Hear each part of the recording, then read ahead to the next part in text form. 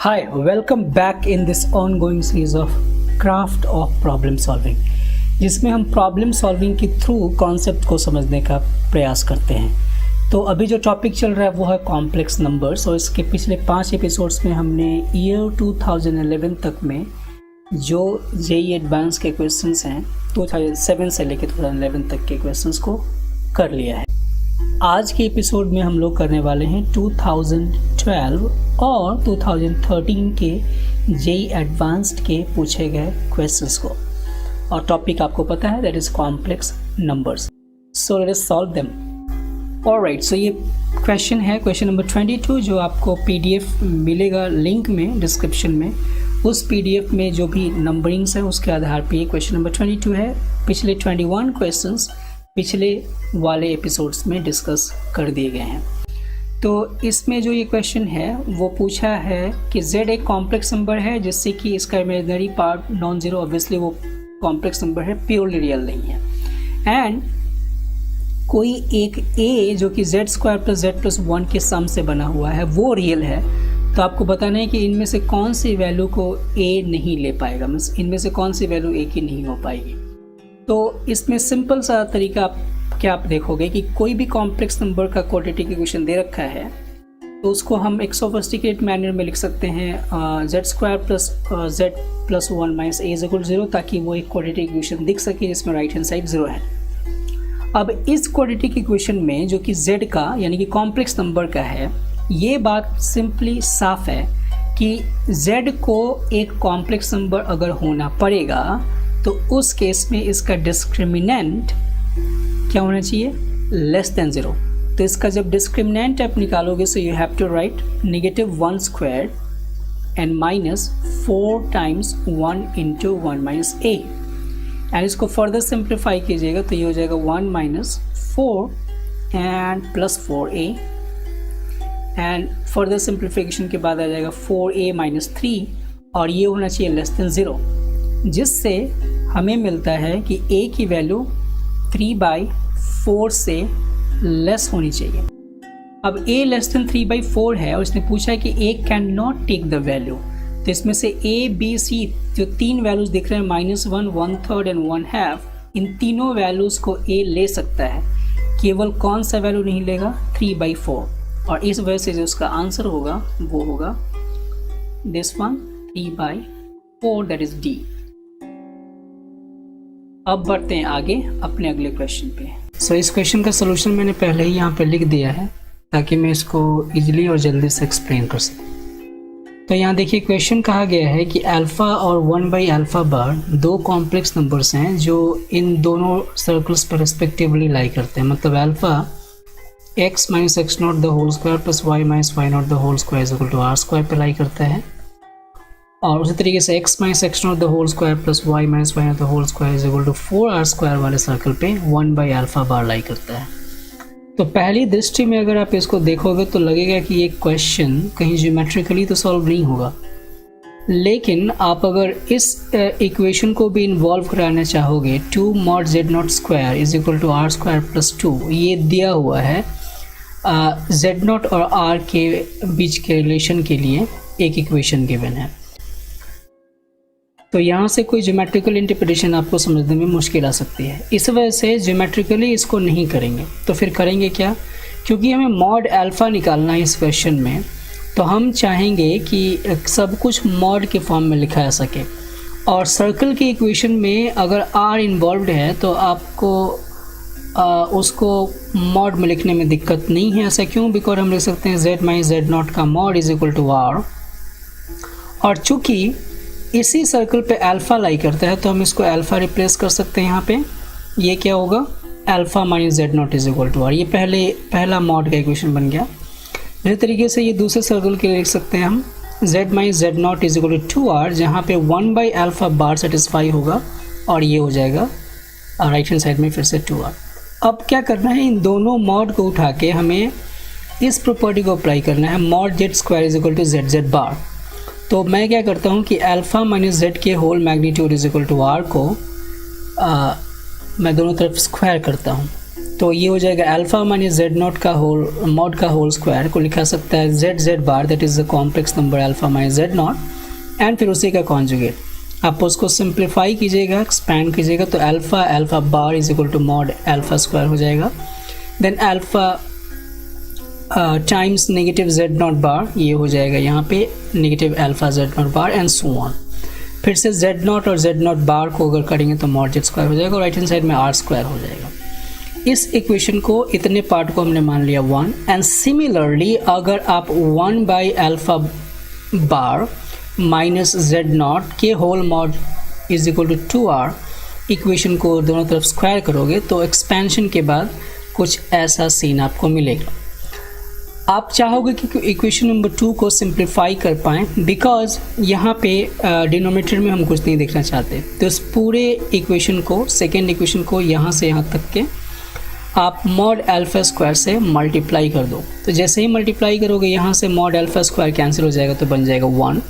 यहाँ मल्टीप्लाई किया जाएगा मॉड अल्फा स्क्वायर, आप ध्यान दीजिए, तो यहाँ हो जाएगा अल्फा अल्फा बार जिसमें से अल्फा बार कैंसिल होकर दे देगा alpha Z not bar and similarly यहाँ भी क्योंकि मॉड अल्फा स्क्वायर मल्टीप्लाई कर रहे हैं तो यहाँ भी लिख सकते हैं अल्फा अल्फा बार जिसमें से अल्फा कैंसिल होकर आ जाएगा अल्फा बार जेड नॉट और यहाँ मल्टीप्लाई हो जाएगा मॉड अल्फा स्क्वायर और राइट हैंड साइड में भी।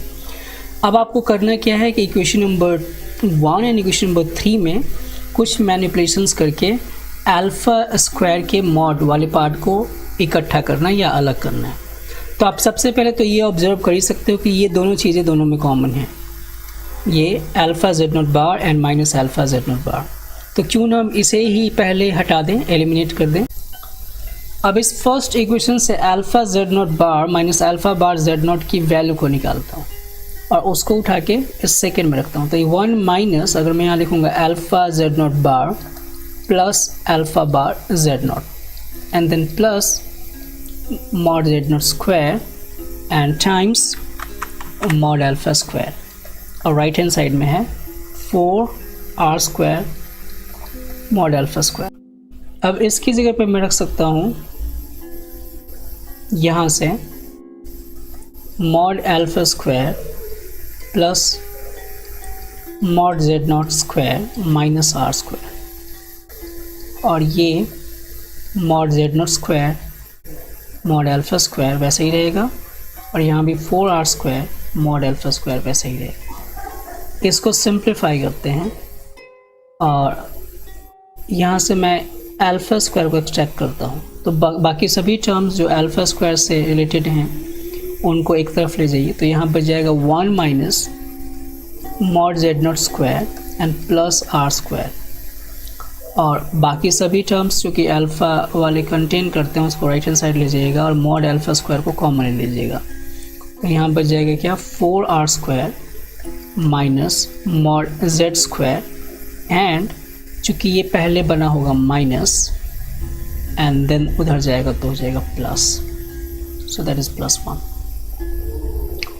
अब आपको क्या करना है, हमारे पास एक और रिलेशन है जो जेड नॉट और मॉड अल्फ़ा को रिलेट करता है, मतलब मॉड जेड नॉट और मॉड अल्फ़ा को, वो है 2 mod z naught square is equal to r square plus 2।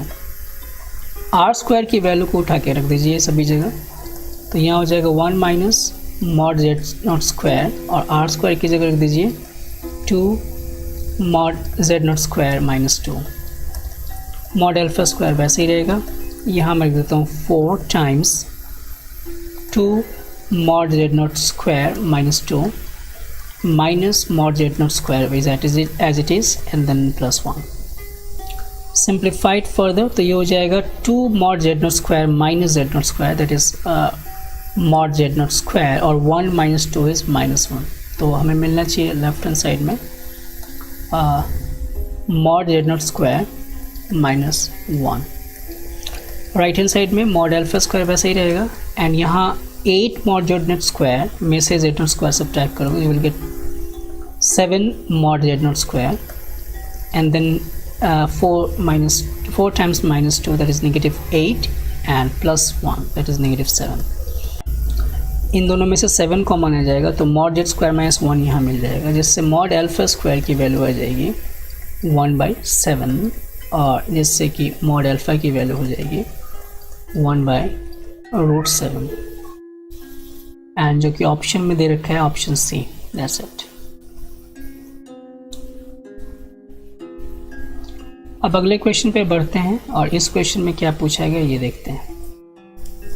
Question है ओमेगा या डब्ल्यू जो कुछ भी आप कहिए, डब्ल्यू इज √3 + i/2 और p कोई एक सेट है जिसमें w⁴n है जहाँ n की वैल्यूज़ 1 2 3 एंड सो ऑन है, और साथ ही साथ h1 एक सेट है कॉम्प्लेक्स नंबर का जिसमें real part of z is greater than half, और h2 एक दूसरा सेट है जिसमें real part of z is less than negative half, और यहाँ z1 एक का कॉम्प्लेक्स नंबर है जो p और h1 दोनों में कॉमन है, और z2 एक दूसरा कॉम्प्लेक्स नंबर है जो कि p और h2 में कॉमन है, और o एक ओरिजिन रिप्रेजेंट करता है। तो आपको बताना है कि z1 o z2 के का एंगल का मेजरमेंट क्या क्या हो सकता है।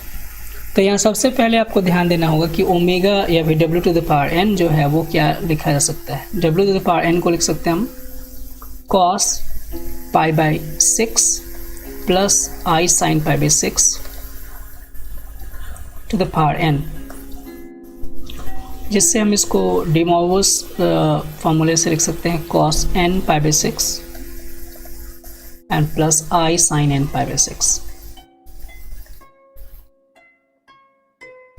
एंड नाउ हमें अब पहचानना होगा कि आखिर में z1 क्या होगा और z2 क्या होगा। तो बेसिकली आपको करना क्या है कि इसी ओमेगा में से, इसी w में से आपको ढूंढना है वैसे कॉम्प्लेक्स नंबर्स को जिनका रियल पार्ट हाफ से बड़ा है, और जैसे रियल पार्ट हाफ से बड़ा होगा वो z1 कहला जाएगा, मतलब वो p इंटरसेक्शन h1 में चला जाएगा। तो हमें क्या करना है, p इंटरसेक्शन h1 पहले ढूंढना है, दैट इज़ z1, और उनकी वैल्यूज़ क्या क्या होंगी, एंड साथ ही साथ p इंटरसेक्शन h2 भी ढूंढना है, दैट इज़ z2, और उनकी वैल्यूज़ क्या होगी। क्राइटेरिया क्या है, p z इंटरसेक्शन h1 का मतलब है कि वैसे कॉम्प्लेक्स नंबर जहाँ रियल पार्ट ऑफ z1 क्या आना चाहिए, रियल पार्ट ऑफ z आना चाहिए ग्रेटर दैन हाफ, और यहाँ आना चाहिए real part of z is less than negative half. तो अब आप n की वैल्यूज़ बारी बारी से पुट करते जाइएगा 1 2 3 एंड सो ऑन। तो अगर आप n की जगह 1 पुट कीजिएगा so you will get what, cos π/6 and i sin π/6, that is आपको सीधे यहाँ से मिलता है क्या, √3/2 एंड प्लस 1/2i। तो इस वजह से इसका रियल पार्ट हाफ से बड़ा है तो ये z1 में काउंट होगा।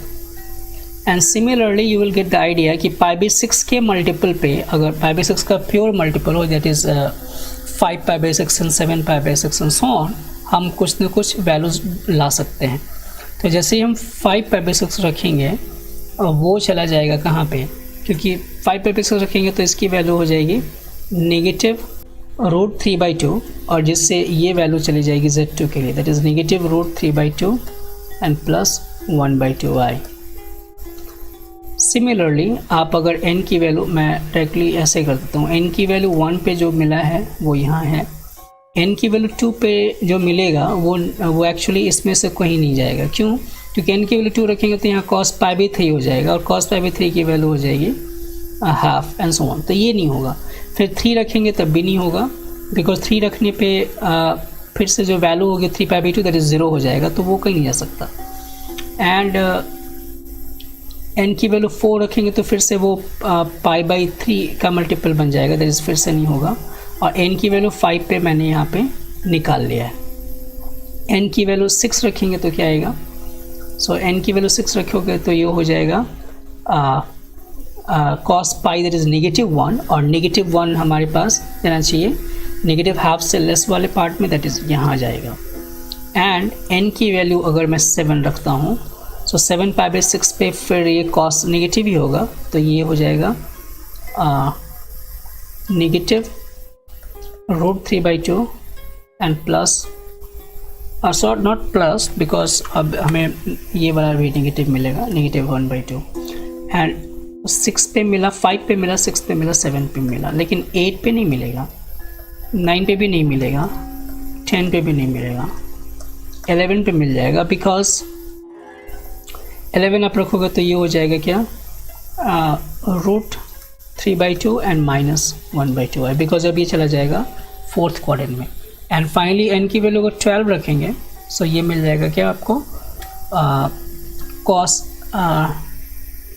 2π, और cos 2π की वैल्यू हो जाएगी 1। तो ये भी होना चाहिए इस 1, बिकॉज इसमें कोई रिस्ट्रिक्शन तो है नहीं, 1 तो होनी चाहिए। ओके, तो अब हम यहाँ पे इसको कंस्ट्रक्ट करते हैं कि कौन कौन से z को z1 होंगे और कौन कौन से z2। तो z1 में 3 चीज़ें हैं, ये हो सकता है, यहाँ z1 हो सकता है एक दूसरा वाला, और एक z1 हो सकता है ये वाला। और z2 के लिए हमारे पास ये यहाँ हो सकता है z2, फिर यहाँ हो सकता है, और एक z2 यहाँ हो सकता है। अब हमें बताना है कि इनके पेयर्स वाइज आप लोगे तो कौन कौन सा एंगल पॉसिबल है। तो अगर आप एक्सट्रीम लेते हो z1 और z2 का ये वाला, तो हॉरिजॉन्टल तो हो नहीं सकता क्योंकि पाई इस पे ऑप्शन में है ही नहीं। तो यानी कि z1 और z2 के बीच का जो एंगल मेजरमेंट आप निकाल पा रहे हो उसकी वैल्यू या तो ये होगी या फिर या दैट इज़ ये यहाँ से यहाँ तक होगी, या फिर हम ये वाला एंगल ले सकते हैं, दैट्स इट। ये एंगल कितना होगा, चूँकि ये π/6 है, ये π/6 है, तो होना चाहिए 120, इसलिए 120 यानी 2π/3 होगा। और अगर आप यहाँ से यहाँ तक का एंगल लोगे या फिर यहाँ से यहाँ तक का एंगल लोगे तब भी वो आप सेम मिलेगा। तो ये हो सकता है 5π/6, हो जाएगा 5π/6। बाकी आप कोई भी एंगल नहीं देख पाओगे, मतलब जो इसमें ऑप्शन में दे रखे हैं। π/6 भी नहीं हो पाएगा बिकॉज z1 से जो मैक्सिमम डिस्टेंस होगा, मैक्सिमम एंगल बन पाएगा वो इतना ही है, 5π/6 एंड सो ऑन। अब 180 डिग्रीज है, 180 डिग्रीज ऑप्शंस में नहीं है। तो यही 2 ऑप्शंस यहाँ पे पॉसिबल हैं इसके आंसर्स के लिए। तो ये हो जाएगा 2π/3 and 5π/6, that's it.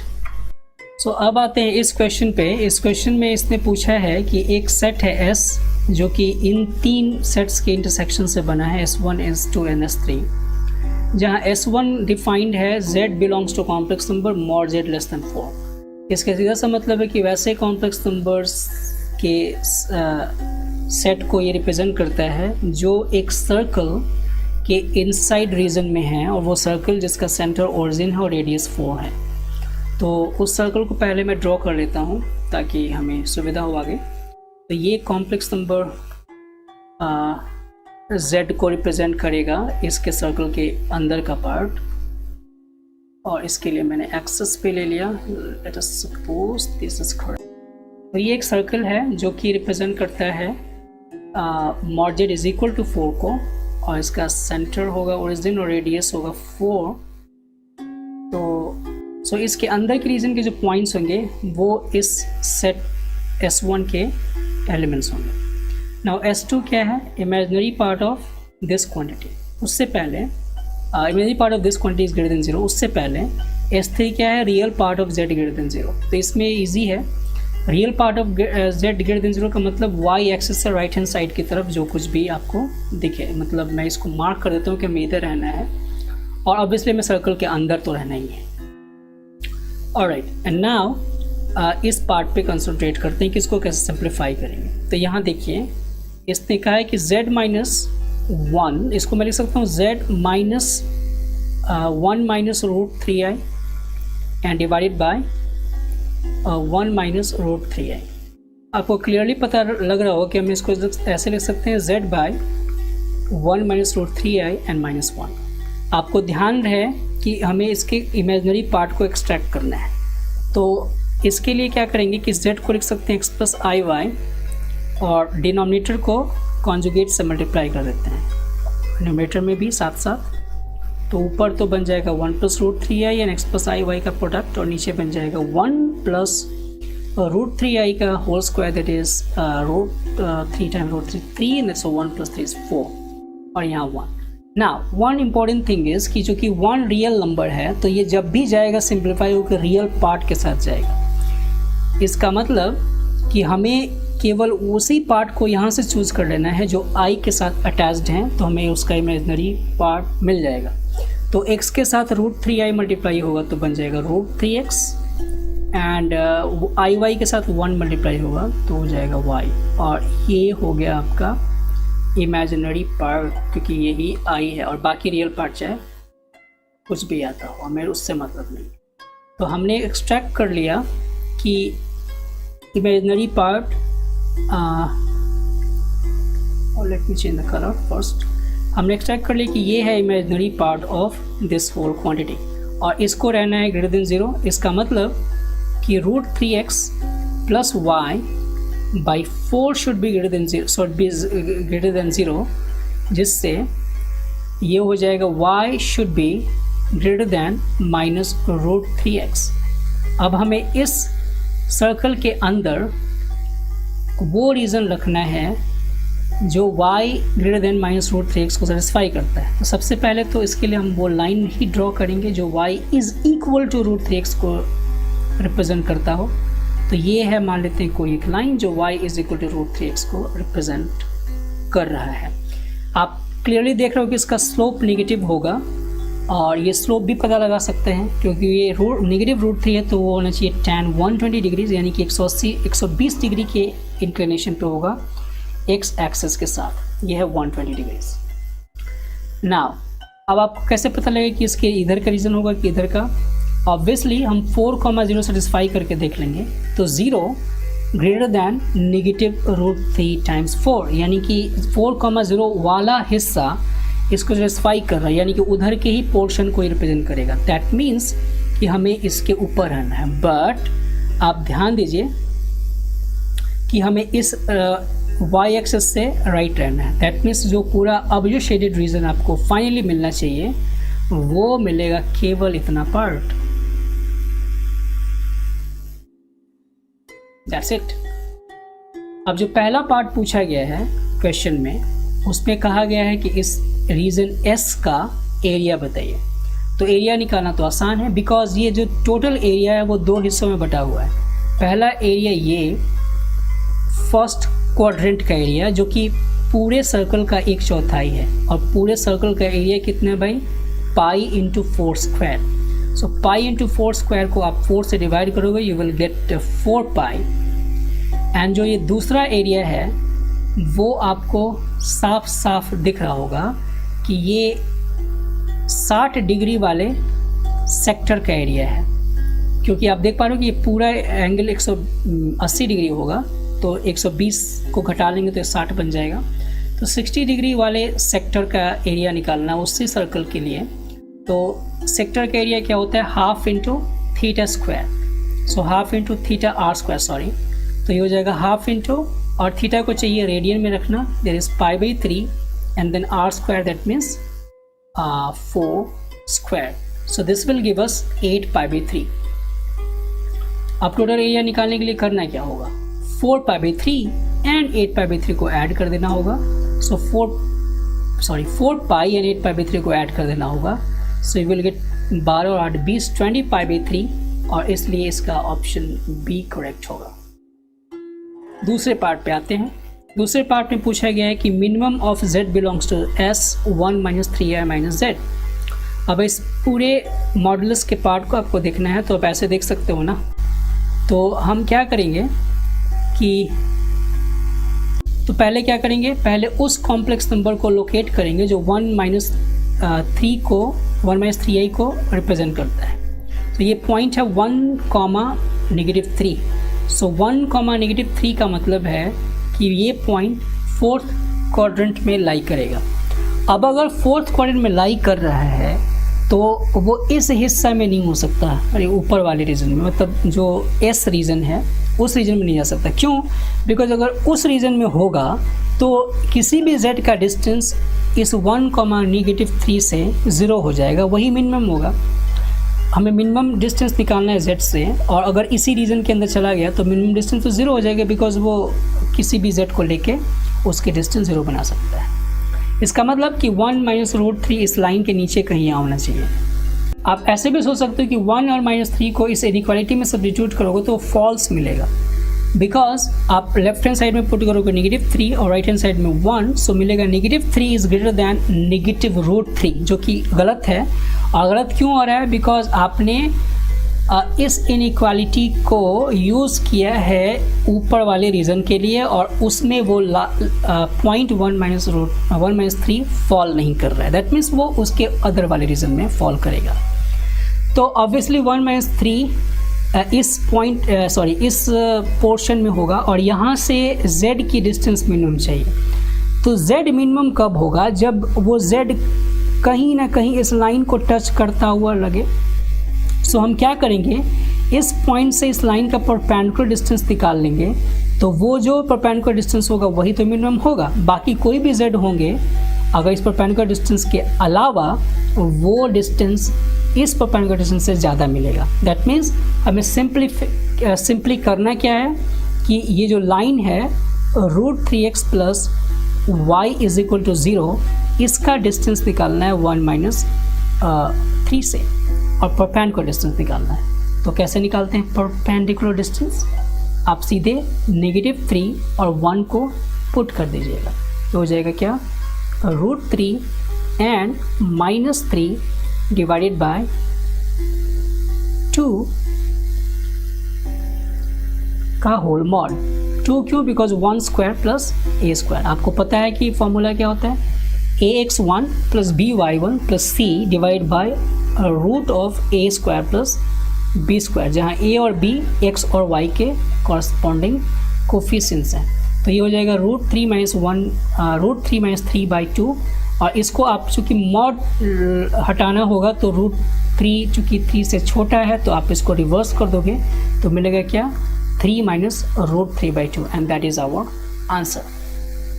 That's it for today. आज हमने ईयर 2012 और 13 के क्वेश्चंस को देखा है, तो उम्मीद है कि आपने इससे कुछ सीखा होगा और अगली क्लास में फिर हम लोग आगे देखेंगे अगले एपिसोड में 2014 एंड 2015 के क्वेश्चंस को। तो till then keep solving questions, take care, bye.